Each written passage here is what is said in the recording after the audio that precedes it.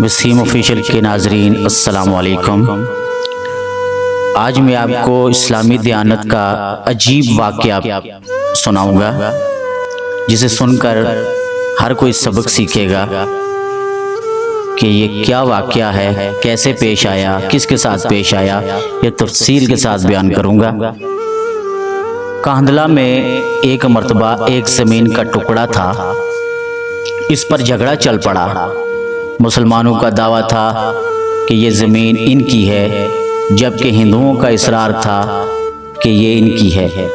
اختلاف بڑھتا گیا اور بالآخر معاملہ انگریز کی عدالت تک پہنچ گیا۔ جب مقدمہ آگے بڑھا تو مسلمانوں نے اعلان کیا اگر انہیں زمین کی ملکیت دی گئی تو وہ اس پر مسجد بنائیں گے۔ ہندوؤں نے جواب میں ضد کرتے ہوئے کہا اگر وہ مقدمہ جیت گئے تو وہ زمین پر مندر بنائیں گے، جو ابتدائی طور پر ایک انفرادی معاملے کے طور پر شروع ہوا، وہ جلد ہی اجتماعی تنازع میں بدل گیا، حتیٰ کہ ادھر مسلمان جمع ہو گئے اور ادھر ہندو اکٹھے ہو گئے اور مقدمے کی نوعیت میں شدت آ گئی۔ اب سارے شہر میں قتل و غارت ہو سکتی تھی، خون خرابہ ہو سکتا تھا، تو لوگ بھی بڑے حیران تھے کہ نتیجہ کیا نکلے گا۔ اس مقدمے کی صدارت کرنے والے ایک انگریز جج تھا، وہ بھی پریشان تھا کہ اس میں کوئی صلح و صفائی کا پہلو نکالے، ورنہ اگر صورتحال مزید بڑھی تو اس پر قابو پانا مشکل ہوگا۔ جج نے مقدمے کو آگے بڑھانے کے بجائے ایک تجویز پیش کی کہ فریقین بات چیت کے ذریعے مسئلہ حل کرنے کی کوشش کریں۔ دونوں فریقین نے اس نقطہ نظر پر اتفاق کیا۔ ہندو نے ایک تجویز پیش کی کہ ہم آپ کو ایک مسلمان کا نام تنہائی میں بتائیں گے، آپ اگلی پیشی پر ان کو بلا لیجئے اور ان سے پوچھ لیجئے، اگر وہ شخص اقرار کرے کہ یہ زمین مسلمانوں کی ہے تو وہ انہیں دے دی جائے گی، اور اگر وہ کہیں کہ یہ مسلمانوں کی زمین نہیں ہندوؤں کی ہے تو ہمیں دے دیجئے گا۔ جب جج نے دونوں فریقین سے پوچھا تو دونوں فریق اس پر راضی ہو گئے۔ مسلمانوں کے دل میں یہ بات تھی کہ مسلمان ہوگا جو بھی ہوگا وہ مسجد بنانے کے لیے بات کرے گا۔ چنانچہ انگریز نے فیصلہ دے دیا اور مہینہ یا چند دنوں کی تاریخ دے دی۔ اس دن آنا اور میں اس شخص کو بھی بلا لوں گا۔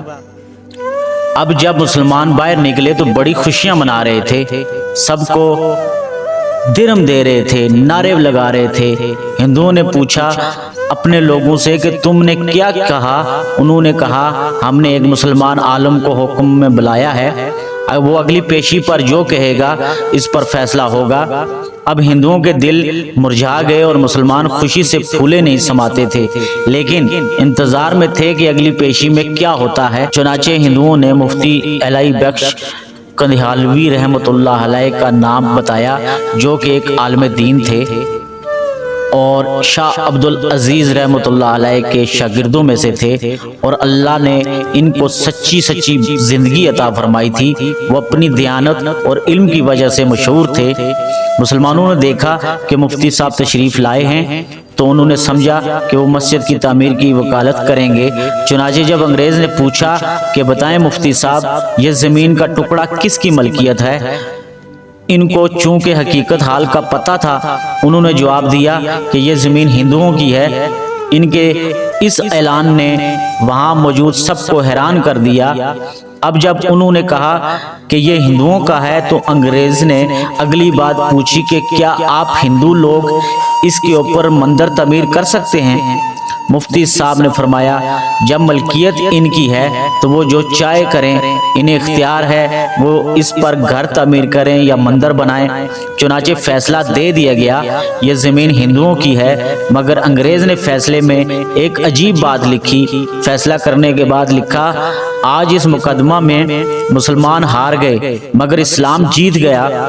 جب انگریز نے یہ بات کہی تو اس وقت ہندوؤں نے کہا کہ آپ نے تو فیصلہ دے دیا، ہماری بات بھی سن لیجیے۔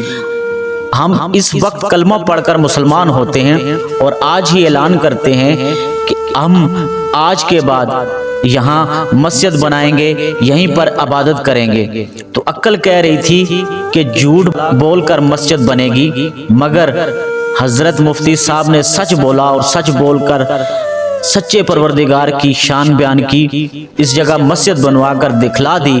तो कई मर्तबा नजर आता है कि झूठ बोलना आसान रास्ता है, झूठ बोलना आसान रास्ता नहीं है, ये कांटों भरा रास्ता हुआ करता है। झूठे से अल्लाह ताला नफरत करते हैं, इंसान नफरत करते हैं, इंसान एतमाद खो बैठता है।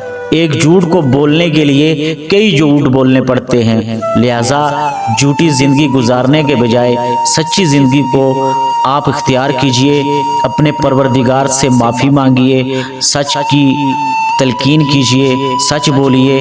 अल्लाह आप सबका हामी व मददगार हो, आमीन सुम्मा आमीन। नाज़रीन, अगर ये वीडियो आपको पसंद आई हो तो प्लीज़ सब्सक्राइब कीजिए, लाइक्स कीजिए, कमेंट्स में सुभान अल्लाह ज़रूर लिखिए। अपना ख्याल रखिएगा। अस्सलाम वालेकुम।